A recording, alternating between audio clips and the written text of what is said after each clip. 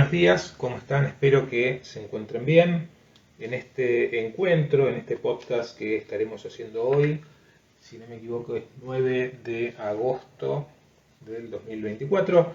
Vamos a trabajar un texto de Paulo Freire, no de Paulo Freire en realidad, sino de un autor colombiano que se llama Ocampo López Javier. Es un texto del 2008 que habla sobre justamente Paulo Freire y su conocidísimo texto La pedagogía del oprimido. Este es un podcast que estamos haciendo en la cuenta de Instagram de Metaenfermería y debo confesar que utilizaré este material para mis alumnos en la universidad. Es una especie de guía de lectura de este texto que lo tienen en una materia llamada Educación para la Enfermería. Así que bueno, vamos a comenzar con el análisis de este texto. Es un texto breve, son 14 páginas, lo pueden encontrar, está disponible de manera gratuita en internet. En todo caso, el que esté escuchando este podcast lo va a poder descargar acá en la cuenta de Instagram. También seguramente lo vamos a subir al canal de YouTube y ahí pondremos el link para descargar este artículo. Especialmente está pensado o es una buena herramienta para aquellos enfermeros que están dando materias similares a estas de docencia para la enfermería, educación para la enfermería. Este es un autor muy importante dentro del ámbito pedagógico del siglo XX que ha marcado escuela. Entonces es una de las teorías que un docente que aborda estas temáticas, estas teorías, sí o sí tiene que pasar por Paulo Freire en algún momento. Bueno, en este caso vamos a trabajar este texto que ya les dije, que se llama Paulo Freire y la pedagogía del oprimido, y es un artículo que está dividido en tres partes. Es un artículo que está dividido en tres partes. Una primera parte que es una introducción, una biografía del autor, un recorrido de su vida. Para los que no conocen a Paulo Freire, rápidamente vamos a decir que fue un autor brasileño, o brasileño que nació en Recife en el año 1921 y murió en Sao Paulo, en 1997. Es un autor que toda su teoría la desarrolló en la década del 60, del 70 y ya para la década del 80 era un autor infinitamente conocido. Muy interesante es justamente en su vida cómo se van mezclando los conflictos históricos, los sucesos que ocurrieron en esos años, muy interesantes, unos años de quiebre para el pensamiento.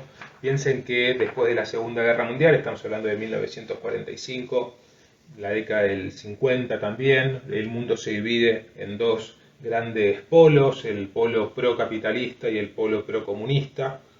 Entonces comienza a suceder la Guerra Fría, también a nivel de las teorías hay todo un resurgimiento del marxismo, una gran división del mundo entre países del primer mundo, países del tercer mundo.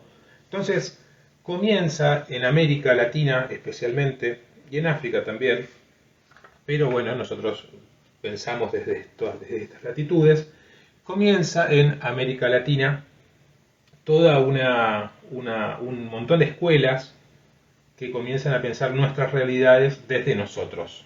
¿Por qué digo desde nosotros? Porque hasta ese momento se pensaba América Latina desde conceptos, desde esquemas mentales europeos. Entonces tenemos movimientos, tenemos grandes escuelas teóricas en la Argentina, en Perú, en México, en Brasil. Comenzó en la década del 60, década del 70, un movimiento teológico y filosófico también, llamado Teología de la Liberación, Filosofía de la Liberación, que comenzaron, como les dije anteriormente, a repensar la situación americana desde categorías propias. Muy importante en este intento de repensar América, prescindiendo de categorías europeas a Rodolfo Cuyo. ¿Sí? Ese es un autor que tenemos pendiente para hacer algún podcast y hablar un poquito de él. Pero bueno, Paulo Freire está en este ambiente, ¿sí? En este ambiente, en un ambiente donde se jugaba una revitalización del marxismo, y lo veremos porque en su teoría el marxismo es una de las fuentes principales, ¿sí? Pero bueno, eso es lo que tenemos para decir de Paulo Freire, un pedagogo muy importante, reconocido, todas sus teorías se llevaron a la práctica con muchísimos éxitos, tuvo un montón de desavenencias políticas. Pensemos que en 1964-1965 a Paulo Freire, con el golpe de Estado en Brasil, lo meten preso, queda proscripto, se va de Brasil, vive en Chile mucho tiempo, y muchos años después, no recuerdo ahora el año en el cual vuelve, acá estoy con el texto, en 1979, es decir, estuvo como 13 años fuera de su país natal. En algún momento haremos una biografía en el canal de YouTube de Paulo Freire, pero bueno, en esta oportunidad estaremos con el análisis de este texto, ¿sí? El texto de Paulo Freire y la pedagogía del oprimido.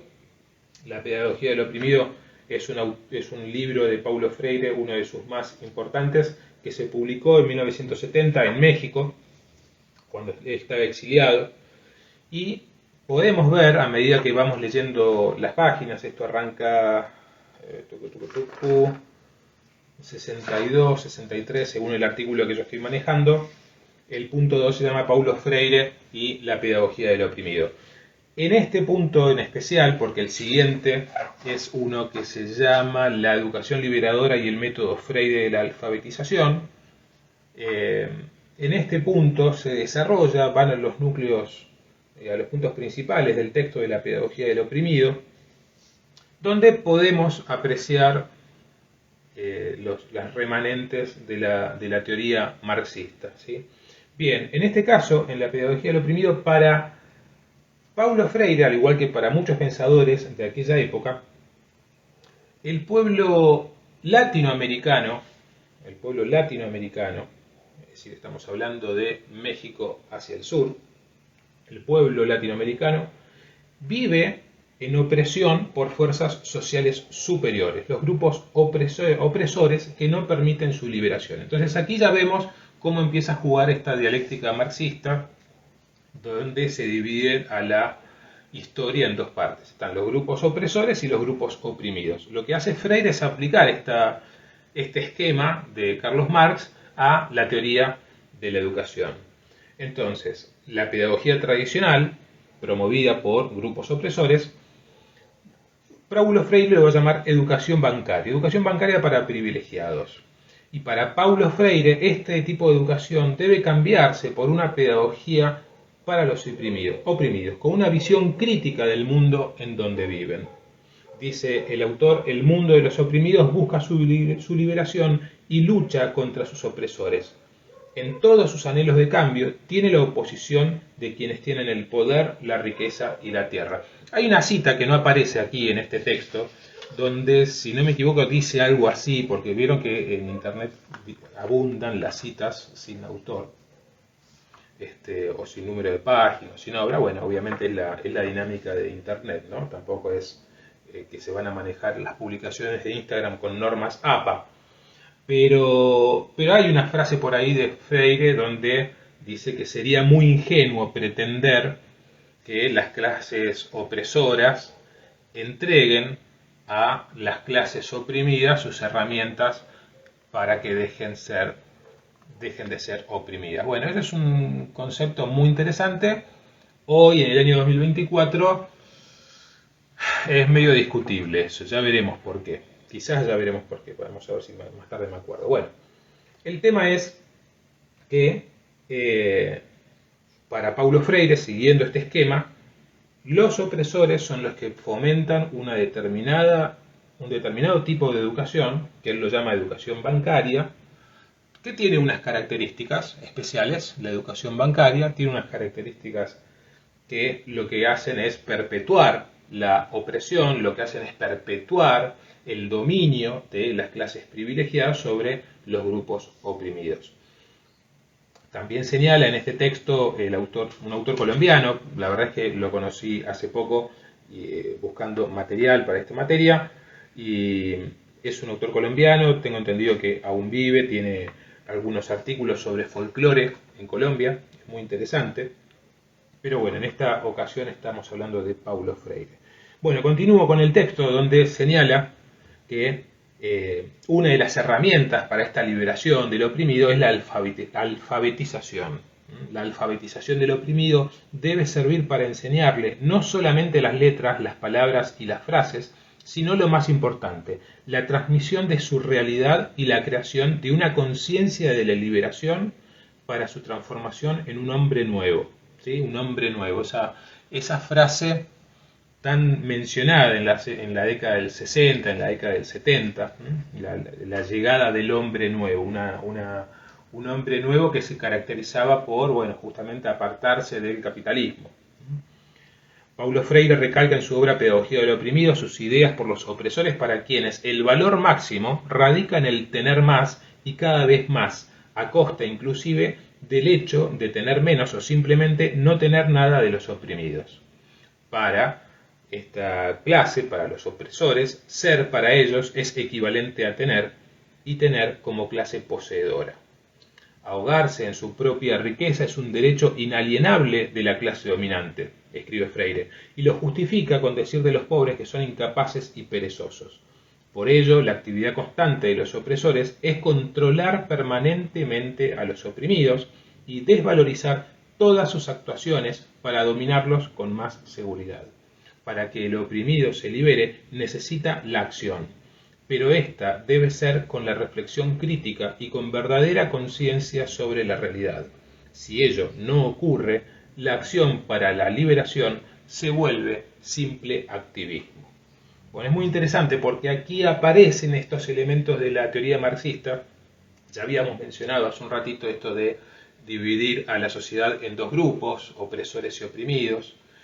La gran división de Marx en el capitalismo es capitalistas y proletariados, es decir, capitalistas que son los que tienen los medios de producción, la riqueza, y por otro lado, y la tierra, y por otro lado los trabajadores que lo único que tienen es su fuerza de trabajo. En este caso, para Paulo Freire, esto se expresa en que la educación es propiedad, prácticamente es una herramienta de dominio de los opresores capitalistas sobre los oprimidos trabajadores. Para que esta situación se quiebre es necesario pasar a la acción. Por eso es que el concepto de revolución fue tan importante en la década del 60 y en la década del 70. Ahora, no puede haber revolución, no puede haber un quiebre de esta estructura si no hay una acción. Y para que la acción sea liberadora y no sea como un perro intentando morderse la cola o como una calecita, es decir, mucho movimiento pero que no conduce a ningún lado, sino que se queda a sí mismo, por eso lo llama activismo. Para que la acción sea liberadora, tiene que haber una conciencia crítica, tiene que haber un proceso reflexivo. Y para que haya un proceso reflexivo es necesario la educación. ¿Sí? Paulo Freire entiende la educación como una herramienta para tomar conciencia de clase. Para tomar conciencia de clase. Es muy interesante, dice, ahogarse en su propia riqueza es un derecho inalienable de la clase dominante. Es decir, la clase dominante sabe que es clase dominante. Lo que va a buscar por todos los medios es que la clase oprimida no tome conciencia de que es clase oprimida. Es más, va a hacer todo lo posible para que la clase oprimida justifique a la clase opresora. Entonces, eso es lo que se llama tener conciencia de clase, saber dónde está cada uno en este esquema, ¿no? Donde hay opresores y oprimidos. Bueno, seguimos.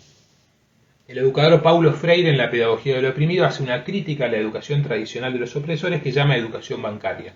En este tipo de educación, el maestro es el sujeto de la educación y el educando es el receptor que recibe todos los contenidos de la sabiduría. La tarea del maestro es llenar a los educandos con los contenidos de sus conocimientos. En esta concepción bancaria de la educación, el buen educador es el que mejor vaya llenando los recipientes en los depósitos de los estudiantes, y será el mejor educando el que se deje llenar dócilmente los recipientes y los aprenda con mucha memorización. Es decir, acá ya tenemos una idea, una teoría de, de cómo deben desenvolverse tanto el docente como los alumnos. Los alumnos de manera pasiva, los docentes son los que llevan la batuta, los que llevan la acción. Los alumnos tienen una forma de estudiar y una forma de aprender que es puramente memorística, es repetir como un loro. Los estudiantes de la educación tradicional son pasivos, reciben muchos conocimientos, los cuales son guardados y archivados. El dueño de la información es el educador, que es quien sabe, pues los educandos serán los que no saben. Esta educación forma agentes dóciles de los opresores. Se educa para una vida bajo control de los opresores, quienes estarán tranquilos porque saben que los educandos se están formando en una educación tradicional, con seres más adecuados al mundo gobernado por los opresores. Por ello, para los opresores, una educación que piense auténticamente en la realidad es peligrosa para la sociedad tradicional. Por ello, dice Freire, los opresores siempre estarán presentando dificultades cuando los educandos van descubriendo su propia realidad. Los opresores siempre estarán dificultando al máximo el pensamiento auténtico. La pedagogía problematizadora de Freire se empeña en la desmitificación a través del diálogo para descubrir y comprender la realidad.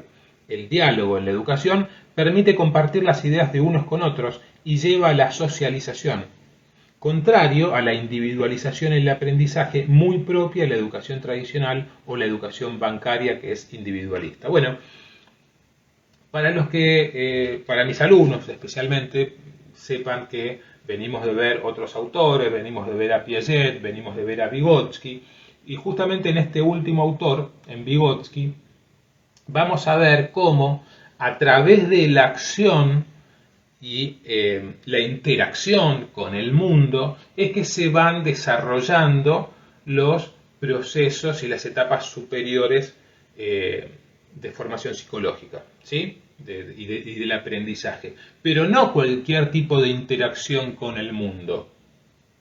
No es cualquier tipo de interacción, sino que es una interacción especial, es una interacción con los otros en el mundo.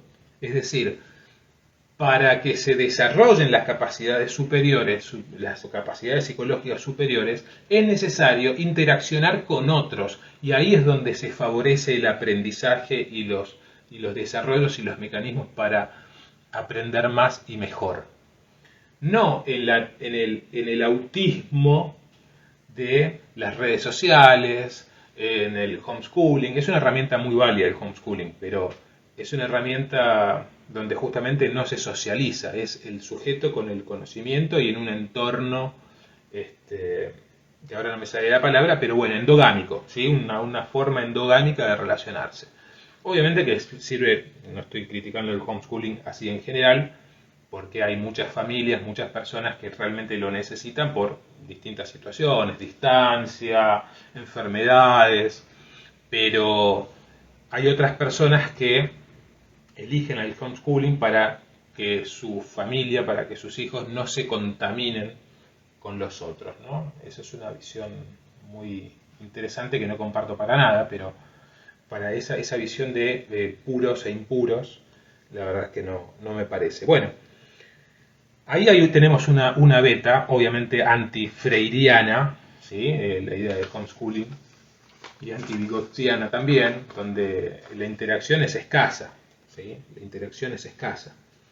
Y ahí es una educación profundamente individualista. Donde mejor se da la educación, donde mejor resultados da, va a decir Freire en su teoría, es en la socialización, es mediante el diálogo, no el monólogo. Las redes sociales son monólogas, ¿sí? Son monólogas, salvo que, bueno, haya un intercambio, que haya una comunidad así medio activa donde se participe, etcétera, etcétera, pero en realidad las redes sociales tienden al monologuismo, ¿sí? Al discurso único.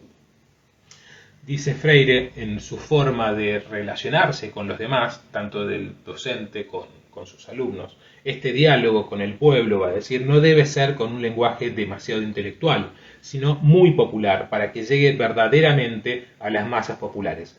Un lenguaje muy académico crea una barrera lingüística entre el líder y el pueblo. Por ello el lenguaje debe ser muy sencillo y muy apropiado para hablar con el pueblo.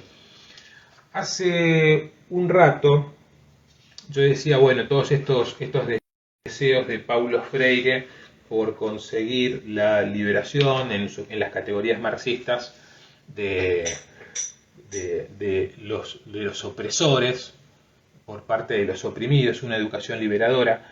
Y una de las cosas que pensaba es que a medida que fue pasando el tiempo, esto Paulo Freire no lo vio, Paulo Freire murió en la década del 90, y ya se estaba iniciando todo este proceso de neoliberalización de la sociedad, una nueva fase del capitalismo. Entonces Paulo Freire estaba pensando para un tipo de capitalismo que, que cuesta ver hoy en día. Hoy estamos en otra época, en otra fase del capitalismo. En una fase, y acá nos metemos en filosofía plenamente y en sociología, donde Byung-Chul Han llama neoliberalismo, que toma, muta, no muere, sino que muta. Es un capitalismo que va mutando y que va aprendiendo de sí mismo. Foucault lo llamaba que era una bestia hermosa, el poder, ¿no? Y cuando hablaba del poder estaba siempre pensando en este sistema. Hermosa pero aterradora, como un dragón, ¿sí? Como un dragón, que es muy lindo, pero te puede morfar de un bocado. Bueno, el sistema ha mutado. El sistema ha mutado y hoy encontramos, por ejemplo, que hay algunos ahora que están mirando este podcast en vivo, que tienen la oportunidad de acceder a conocimientos que quizás no han accedido nunca. Hoy la tecnología ha realizado una alfabetización a otro nivel, ha puesto a las masas y al pueblo en general a conocimientos que eran insospechados. Entonces, ¿cómo este conocimiento se ha utilizado por las clases dominantes justamente para formar sentido común? Formando el sentido común, justamente una de las cosas que se logra es olvidarse de la propia conciencia de clase. ¿En dónde estoy yo? ¿Yo qué soy? ¿Opresor, oprimido, clase trabajadora, clase capitalista? ¿En dónde estoy? Siempre siguiendo los esquemas marxistas, ¿no? Siempre siguiendo ese esquema de pensamiento.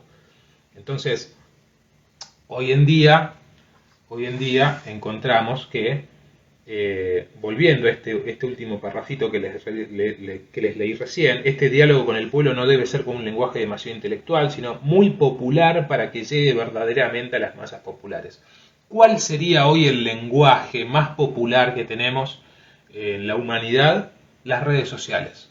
Las redes sociales son hoy el lenguaje más popular que llega y que penetra en toda la población. Ya no es la alfabetización, el aprender a leer y escribir.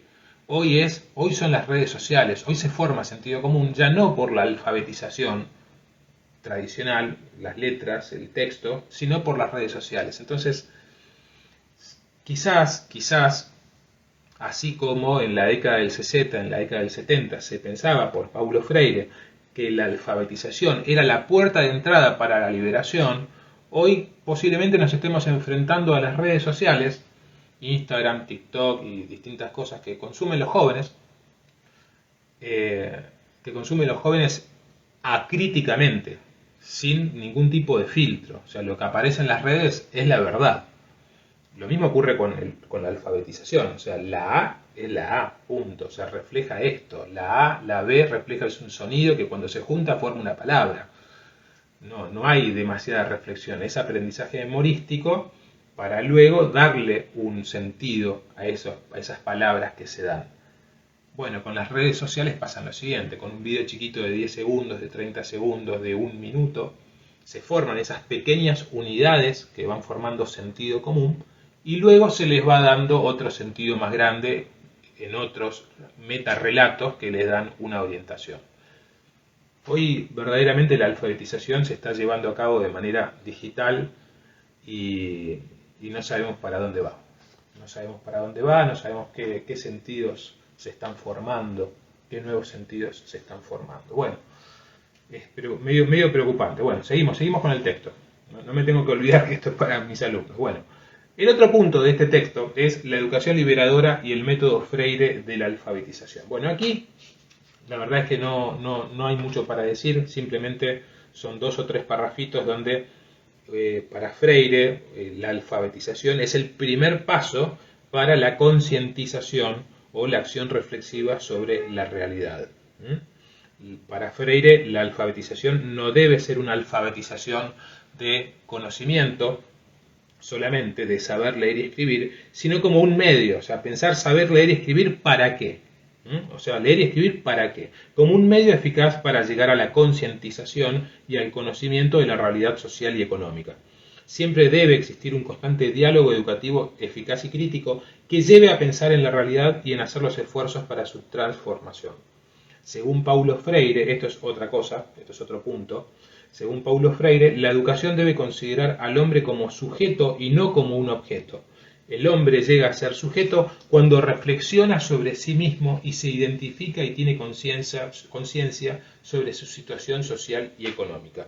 El sujeto interviene para cambiar la sociedad y llega a ser un creador de cultura. El hombre como objeto es dependiente de otro y busca siempre ser domesticado. No tiene conciencia de su realidad, no crea cultura y no participa activamente en la transformación de su realidad social y económica. Entonces, ahí vemos, ¿no? Como tarea, bueno, hacer cuadro comparativo. Por un lado, el hombre como sujeto, por otro lado, el hombre como objeto. ¿Cuáles son sus características? Es muy interesante porque desde la educación pensamos al alumno en cuanto sujeto o en cuanto objeto, como trasladando las categorías científicas, ¿no? El objeto del conocimiento, en este caso es el estudiante, y en otros ámbitos, por ejemplo, es el paciente. Tiene una correlación en cuanto que se busca la autonomía del paciente, como también se busca, lo ideal es buscar la autonomía del estudiante. Para eso hay que brindarle herramientas y salir de este esquema de vos vas a hacer lo que yo te digo y punto. ¿Sí? El modelo en medicina o en salud, el modelo médico hegemónico. Trasladado a la educación es este sistema bancario que denuncia Paulo Freire. Bien, otro punto dice la alfabetización a través de la enseñanza del saber leer y escribir sin tener conciencia de la realidad y de la necesidad de superarla con la lucha por la justicia social es propia de la sociedad tradicional que defiende las estructuras económicas, sociales, políticas y culturales en su visión estática sin grandes cambios. Aquí esto es ya un concepto marxista fundamental, que es el concepto de alienación. Es un concepto brillante, el concepto de alienación, o sea, la alfabetización en Freire es una herramienta para evitar la alienación. ¿Qué es la alienación? Bueno, es el proceso por el cual cada individuo, mediante distintos mecanismos que el capitalismo propone e impone, deja de ser sí mismo, va perdiendo su identidad y se convierte en un extraño para sí mismo. Se convierte en un extraño. De hecho, eso es lo que significa la palabra alien, ¿sí? Como la película Alien. Bueno, alien es lo extraño, es lo otro. Uno ya no es sí mismo, es el otro, es lo distinto de sí. Uno está alienado cuando se mira al espejo y no se reconoce, ¿sí? Como Joaquín Phoenix en el Guasón. Uno se mira al espejo y no se reconoce. ¿Por qué? Porque está completamente alienado, ¿sí? El Guasón es un personaje donde una sociedad lo va llevando, le va cerrando puertas, lo golpea, lo maltrata y el tipo, ¡pum!, revienta, ¿sí? Revienta. Lo que pasa es que, bueno, habría que ver en esa película si el tipo es el que está alienado o si es el que toma conciencia de clase. Esa es la invitación, me parece, en esa película. Los demás son los alienados y él realmente dice, este sistema no va, hay que romper todo, o, o no, o es al revés, el tipo termina alienado. En todo caso, está muy buena esa idea porque al final terminan siendo los superhéroes los que terminan siendo guardianes del orden establecido. Entonces encontramos a un Batman, a un Superman como los defensores del statu quo y al Guasón como un revolucionario que dice, no, loco, esto está mal, esto está mal y hay que destrozar todo. Bueno, poco violento el Guasón quizás para, para lograr ese cambio. Bien, seguimos. Me fui mal, perdón, me colgué hablando del Guasón y vamos, seguimos acá, la alfabetización, Claro, bueno, porque veníamos hablando de la alienación, perdón, ya está, ya volvíamos hablando de la alienación, la alfabetización como una herramienta para evitar la alienación. Finalmente, y ya con esto vamos cerrando este encuentro, un último parrafito que está ahí en este texto, dice, inicialmente en la alfabetización se debe recoger el vocabulario de las palabras que más se hablan en el mundo circundante, las palabras que reflejan los problemas de la sociedad en donde se vive. Estas palabras generadoras o claves que dan otras palabras con otros problemas se buscan a través de encuestas y entrevistas con diversas personas que tengan conciencia sobre los problemas que vive la sociedad que se alfabetiza. Se eligen las palabras generadoras que propician la formación de otras palabras que reflejen la situación de las gentes en la región determinada. Bueno, esto que acabo de decir es parece medio un trabalenguas cuando solamente se escucha y no se tiene el texto, pero me parece muy interesante recalcarlo porque, siempre trayéndolo al presente, pensemos en... A mí me hizo acordar de los algoritmos, ¿sí? De los algoritmos cuando estamos en el WhatsApp, cuando estamos en Instagram, cuando estamos en redes sociales, hoy en día que se habla muchísimo de inteligencia artificial. Es decir, dice el texto, la alfabetización se debe recoger el vocabulario de las palabras que más se hablan en el mundo circundante. Pensemos, por ejemplo, eso. O sea, a mí me acordaba del WhatsApp, porque vos tenés una función ahí en el WhatsApp que es el predictivo, y vos pones una frase, no sé, hola, ¿cómo estás? Estoy esperando que, y le das al botoncito del medio y te va completando una frase con determinado sentido.